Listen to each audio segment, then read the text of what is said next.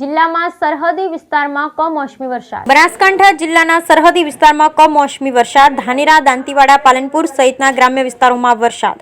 વહેલી સવારે કમોસમી વરસાદના જોવા મળ્યા છાંટા। અચાનક વાતાવરણમાં પલટોને લઈ ધરતીપુત્રો ચિંતિત થયા। 2 દિવસ સતત વાદળછાયા વાતાવરણ વચ્ચે કમોસમી વરસાદથી પાકમાં રોગ આવવાની શક્યતા છે।